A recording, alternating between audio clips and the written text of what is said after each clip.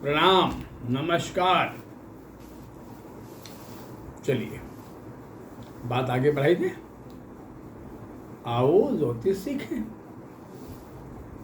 बात पत्थरों की चल रही थी ना, रत्नों की बात चल रही थी। एक पत्थर जिसका नाम है गोमेद, ये किसके लिए है? मैंने बताया कि ग्रहों के हेतु पत्थर पहनाए जाते हैं।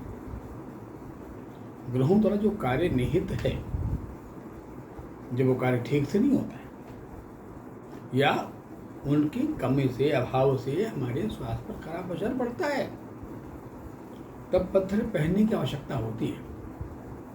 पहले यह जानना आवश्यक होता है कि राहु की भूमिका क्या है हमारे शरीर के कार्य प्रणाली में, हमारे स्नायु मंडल की कार्य प्रणाली में, या हमारे सामान्य स्वास्थ्य में। जब मैं प्रारंभ में वर्णन कर रहा था, वर्गीकरण कर रहा था, तो मैंने कहा था ना कि हमारे ग्रह 3 हिस्सों में बटे हुए हैं। कैसे बटे हुए हैं? एसिडिक, एल्कलाइन एंड एरी, अम्लीय, क्षारीय या कफज, और वायुज, वातज। मैंने कहा था चंद्रमा, राहु, केतु ये ग्रह वातज हैं, वायुजन्य हैं, मनः प्रधान हैं, वातज हैं। राहु भी इनमें बड़ा महत्वपूर्ण ग्रह है भाई। ये इनके पास अपनी प्रकाश रश्मियां नहीं है, ये छाया ग्रह हैं, पर छाया का अपना प्रभाव होता है, उसके अपने इफेक्ट होते हैं भाई।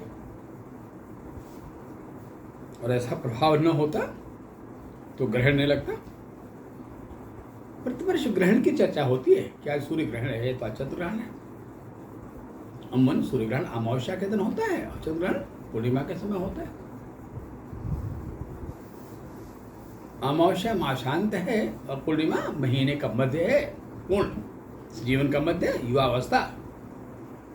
आइए, जैसा कि हम जानते हैं कि पदार्थों का डिवीजन 3 प्रकार से है ना। हम कहते हुए ना ठोस, द्रव, गैस, पर सबका अपना अस्तित्व है।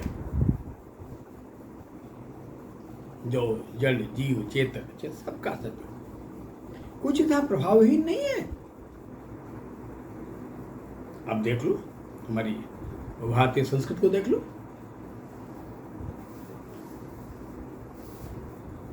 हमारे यहाँ जड़ की पूजा होती है, वृक्षों की पूजा होती है। आई बात हो, ऐसा न होता तो मंदिरों में भगवान न होते, मस्जिदों में हमारे अल्लाह ताला भी न होते। तो जितने हैं, चाहे गुरुद्वारा बना हो, मंदिर बना हो, मस्जिद बना हो, चर्च बना हो, इनका निर्माण ठोस पदार्थों से है। ये सीमेंट पत्थरों से बनते हैं, ईंट मिट्टी से बनते हैं। माने ये ठोस पदार्थ हमारे तरल पदार्थों के या हमारे वायु पावर के कंपोनेंट हैं, पूरक हैं। और अतः हमारे इन छाया ग्रहों का भी बड़ा महत्व है, बड़ा इंपॉर्टेंस है भाई। अब बात आई कि सब में तो राशियों का बंटवारा है कि भाई ये मंगल की राशि, सूर्य की राशि, चंद्रमा की राशि, राहु के तो ये कौन सी राशि है? हाँ, यहाँ थोड़ी मत भिन्नता है। अधिकांश विद्वानों ने माना है कि राहु की राशि मिथुन है, राहु मिथुन में प्रभावित होता है और केतु धनु में। ये बात थोड़ा तर्कसंगत भी लगता है।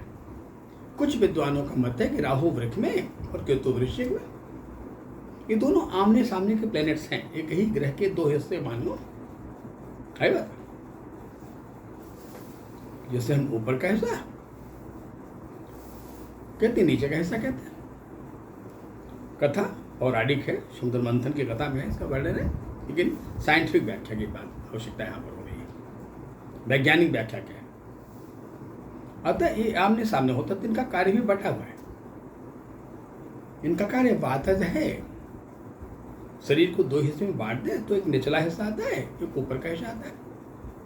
जो निचले हिस्से का वातज है वो राहु है, ऊपर के हिस्से का जो वातज है वो केतु है।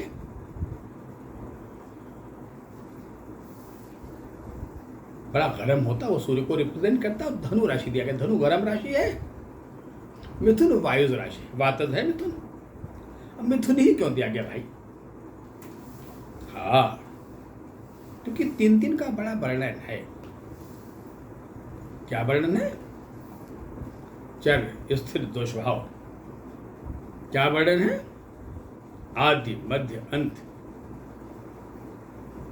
क्या वर्णन है? मनुष्य राक्षस देवता, 3 गणों में।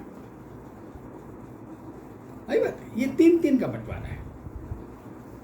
नाड़ियां भी 3 ही है ना, इला पिंगला सुषुम्ना, 3 नाड़ियां हैं, 3 ही लोक हैं, भूलोक, पाताल लोक और स्वर्गलोक। आकाश लोक भी कह सकते हैं, ऊपर का लोक भी कह सकते हैं। 3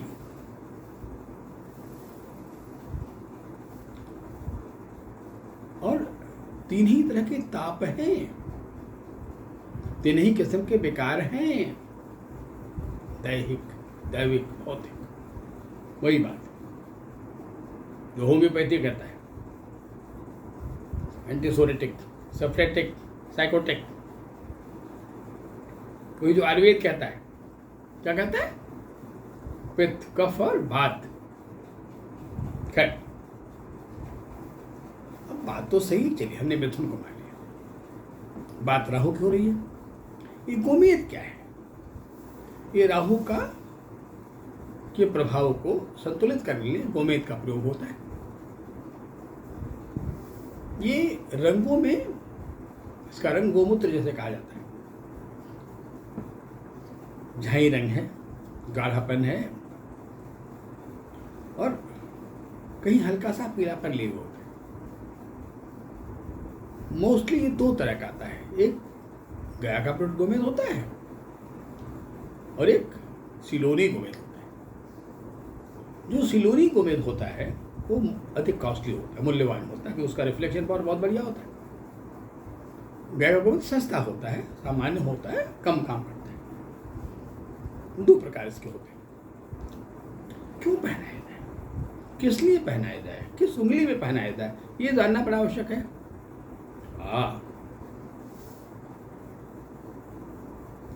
अगर मान लिया जाए कि राहु किसी कुंडली की लग्न में बैठ गया, प्रथम भाव में, चतुर्थ भाव में, सप्तम भाव में, दशम भाव में बैठ गया, क्या करेगा भाई? अगर लगन में बैठ गया तो बड़ नजर दोष पैदा करता है। आई बात? राहु छाया दोष पैदा करता है। लोग नहीं कहते भाई इनके बदन में ये जन्म का ही लक्षण है, जो बड़ा सा काला स्पॉट मिल गया। कहीं देखा होगा किसी चेहरा आधा सांवला आधा गोरा है, ये लगनी के राहु का प्रभाव होता है। चतुर्थ भाव का राहु है, का भाई जन्म बेकारी, वो जन्म से उतरा बेकारी खाता है। और जिस माँ के पेट से पैदा होगा, माँ का पेट, माँ का उदर भी रोगग्रस्त काल है।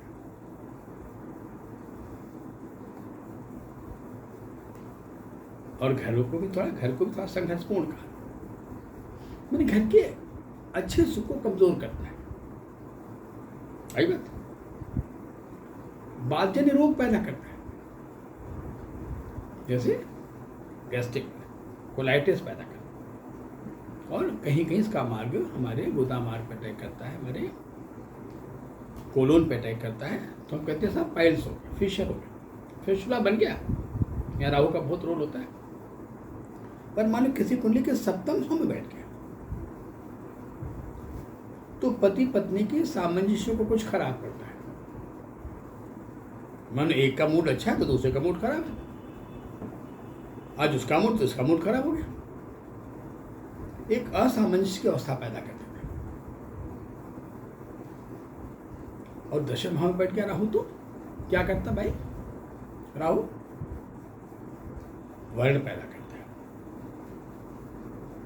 त्वचा को खराब करता है और मौका पाकर हमारी आंखों में, कॉर्नियम कोने में फिस्टुला पैदा कर देता है, अशुभ में।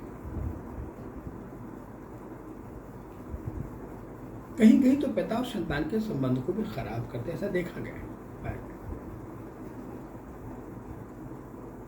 पर अन्य स्थानों में राहु द्वितीय भाव में है, तृतीय भाव में, अमन अगर वो तीसरी छठवें 11वें भाव में है तो अच्छा कहा।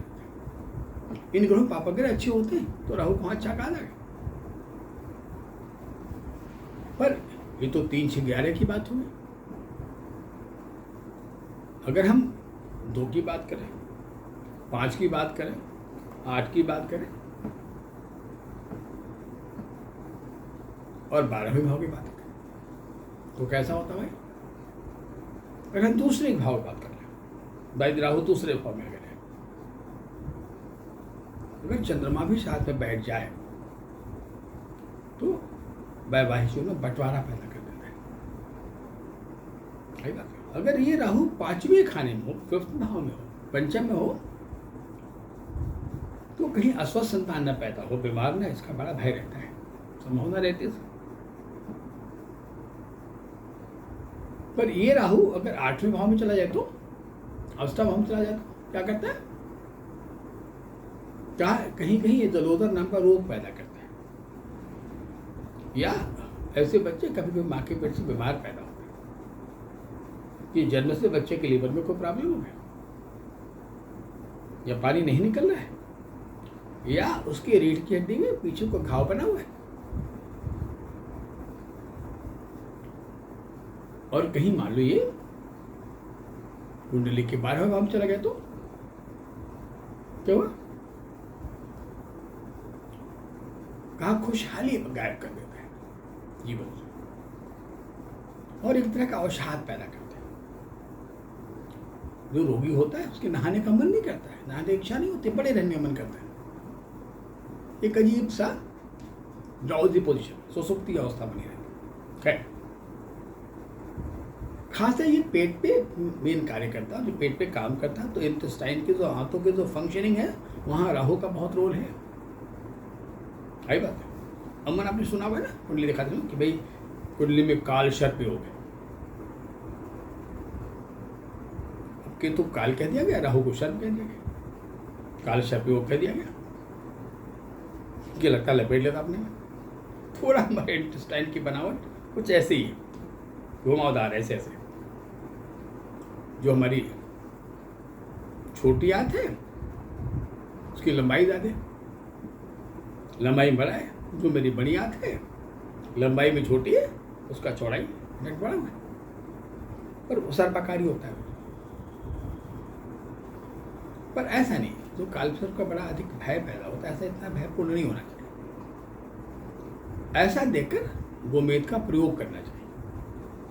अगर राहु चतुर्थ भाव में हो, इन जगहों पर राहु जहाँ खराब काम करता है, दोष पैदा करता है, उदरूप पैदा करता है, या त्वचा के वर्ण को खराब करता है, तो हाँ गोमेद अच्छा काम करता है। हमारे डाइजेशन में गोमेद अच्छा काम करता है। और इतना ही नहीं, बल्कि गोमेद कहीं कहीं